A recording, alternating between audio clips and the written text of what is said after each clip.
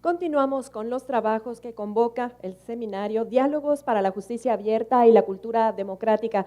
Agradecemos ampliamente a usted que sigue esta señal en vivo y en directo a través del canal oficial de YouTube del Tribunal Electoral del Poder Judicial de la Federación y por supuesto en la página oficial del Tribunal Electoral en nuestras redes sociales. También le invitamos a que nos siga en directo. Vamos a la mesa denominada Criterios Judiciales, Opinión Pública y Tecnologías de la Información. Tengo el gusto de presentarles a todas y a todos ustedes a quien representa al Tribunal Electoral del Poder Judicial de la Federación, a su sala superior, al magistrado Reyes Rodríguez Mondragón.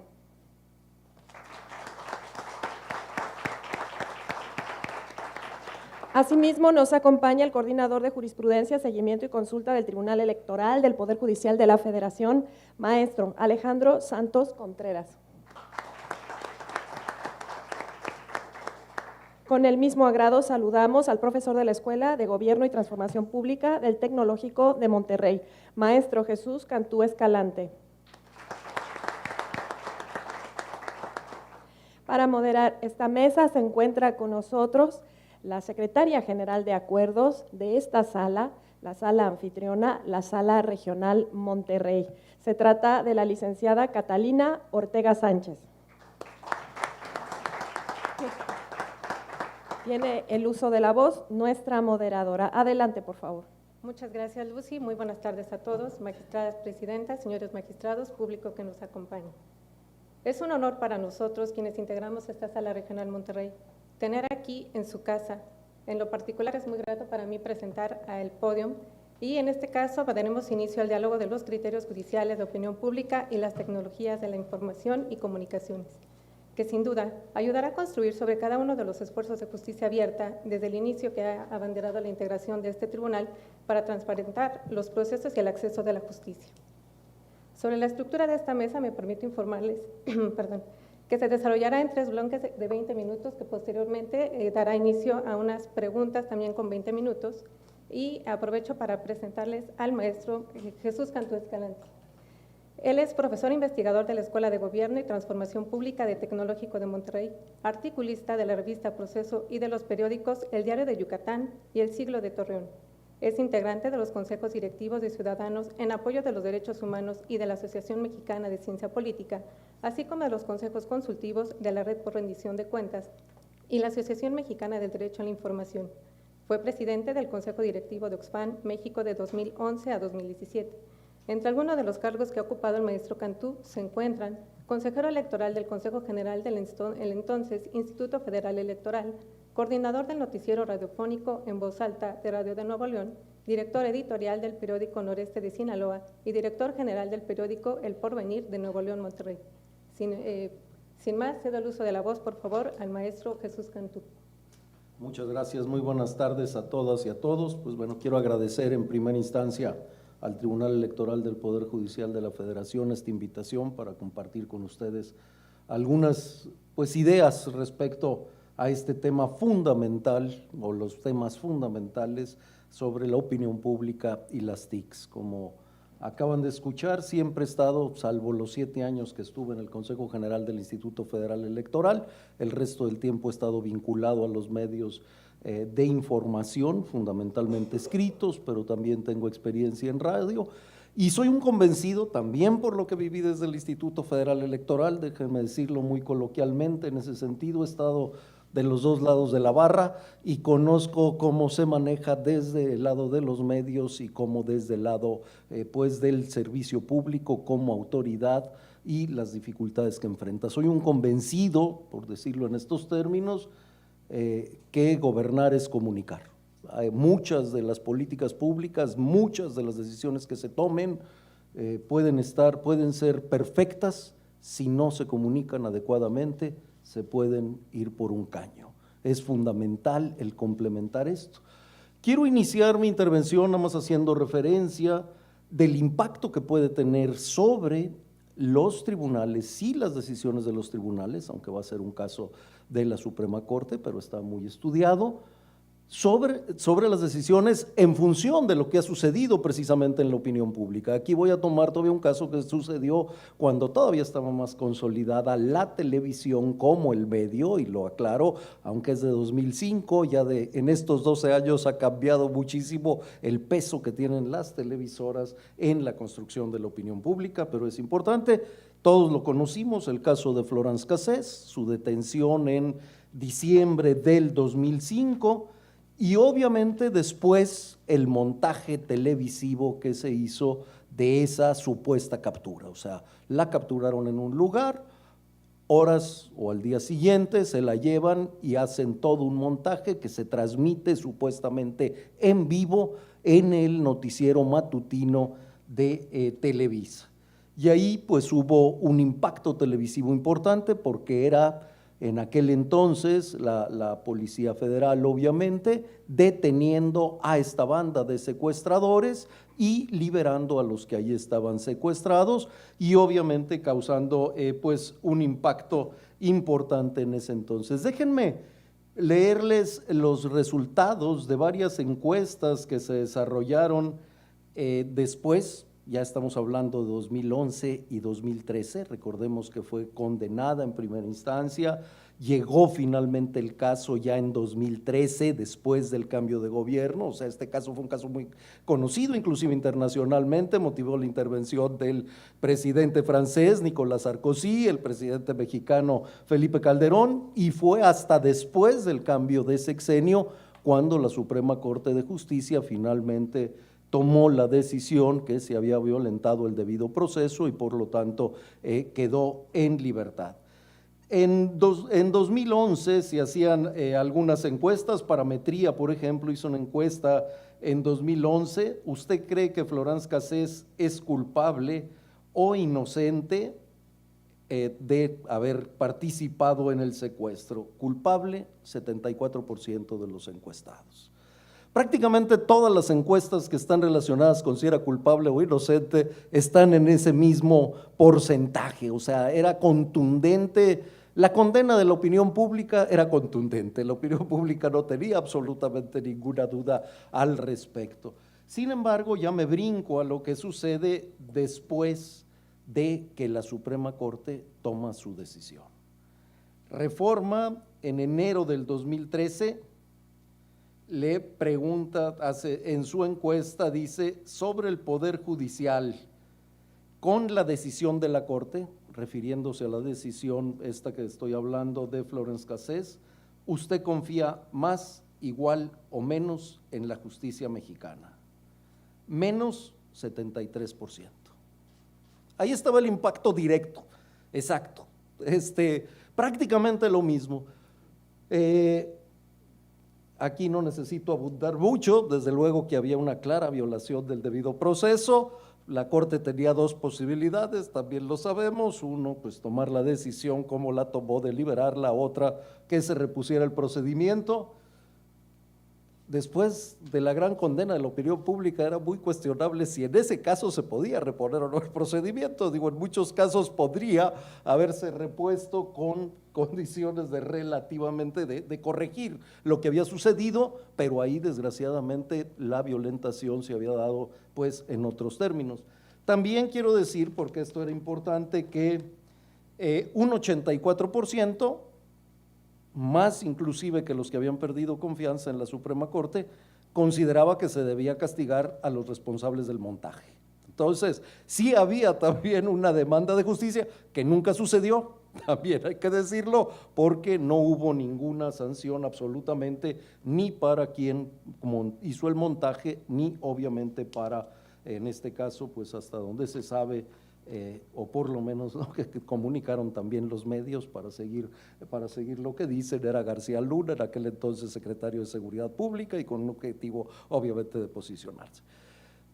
Obviamente las TICs, las nuevas tecnologías de la información y la comunicación, han cambiado ya mucho este panorama. Inclusive podemos ver en todas las encuestas de cultura política que se desarrollan que la caída de quienes se informan por la televisión pues ha sido de aproximadamente entre 10 y 15% y que hoy están migrando a otras formas de información en muchos de los casos. Y fundamentalmente es Internet en general, la red, déjenme utilizarlo en genérico, no nada más las redes sociales. Ahora, las redes sociales tienen muchísimos impactos y por esto quiero destacar el principal, y creo que esto es fundamental desde el punto de vista de una autoridad jurisdiccional, pero en general de cualquier autoridad, es que las TICs abren la posibilidad de evitar al intermediario. Antes los medios masivos de comunicación eran un intermediario indispensable para comunicarle al público lo que estaba realizando la autoridad. Las nuevas tecnologías abren la posibilidad, ahora sí, de sacarle la vuelta a los medios masivos de comunicación, y conste que lo está diciendo alguien que todavía hoy participa en los medios masivos de comunicación, pero esta es una realidad y los propios medios hoy saben que tienen que pues transformar totalmente su forma de actuar.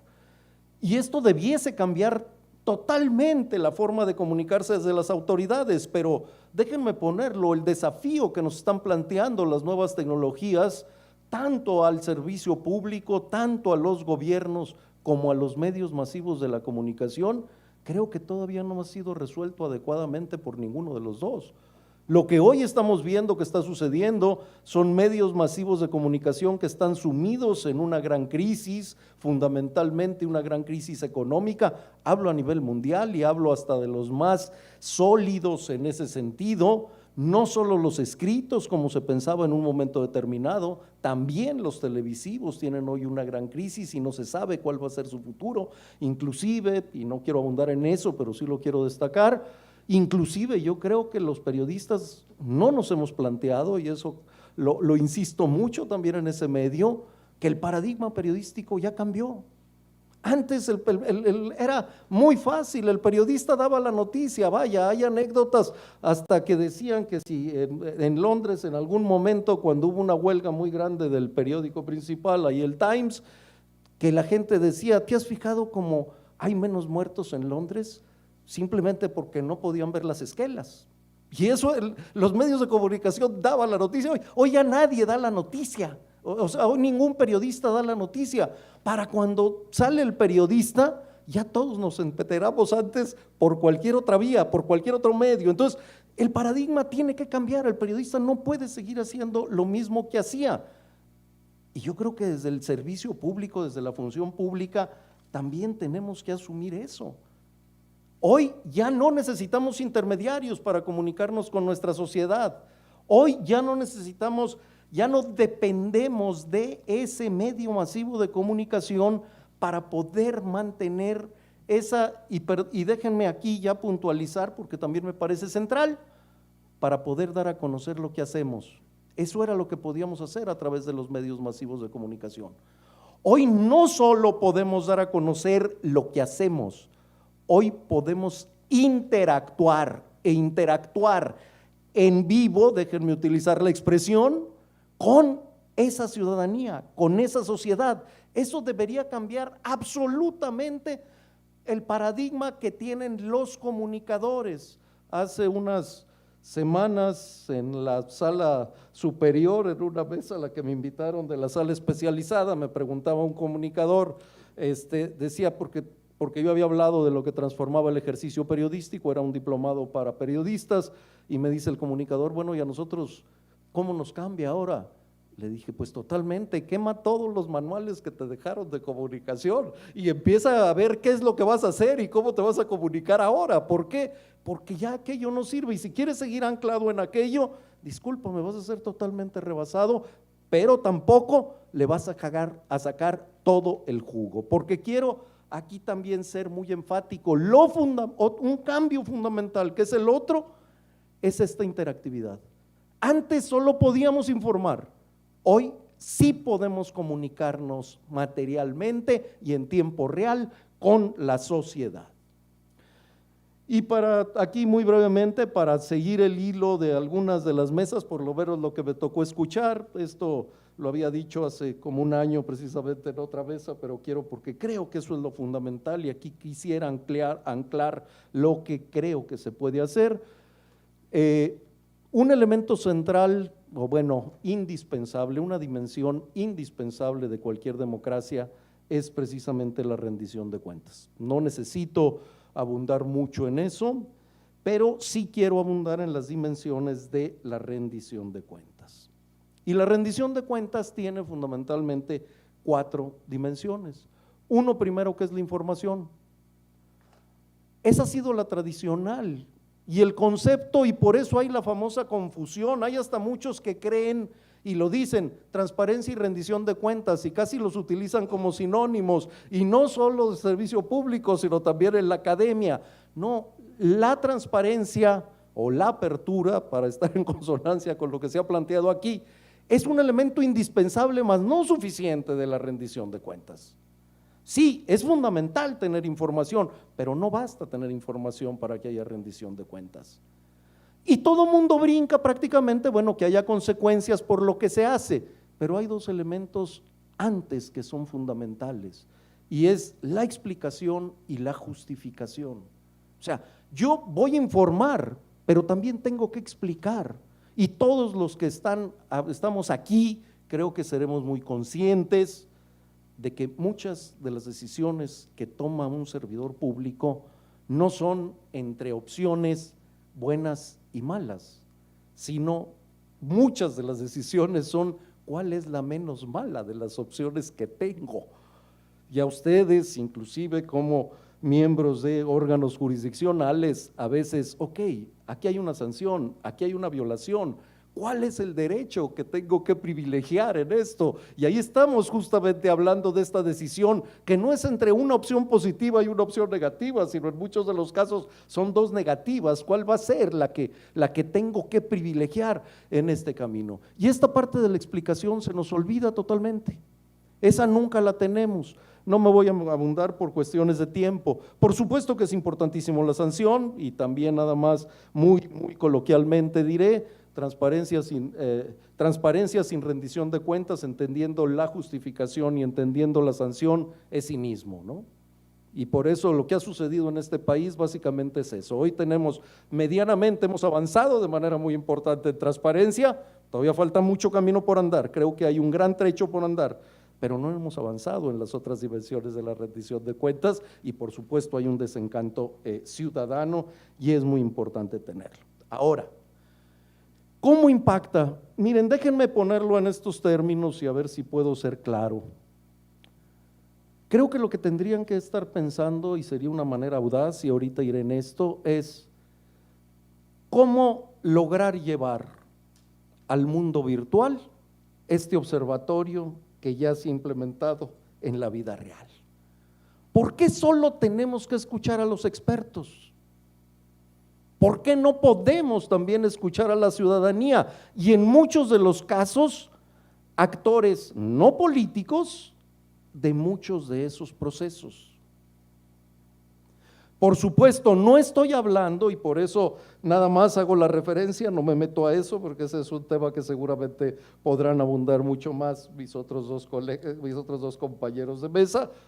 Estamos hablando de criterios judiciales, estamos hablando de sentencias que ya causaron estado, y en ese sentido, ahí es donde se puede enriquecer muchísimo todo el proceso, y donde se puede lograr efectivamente sacarle el máximo valor a las nuevas tecnologías, a partir de que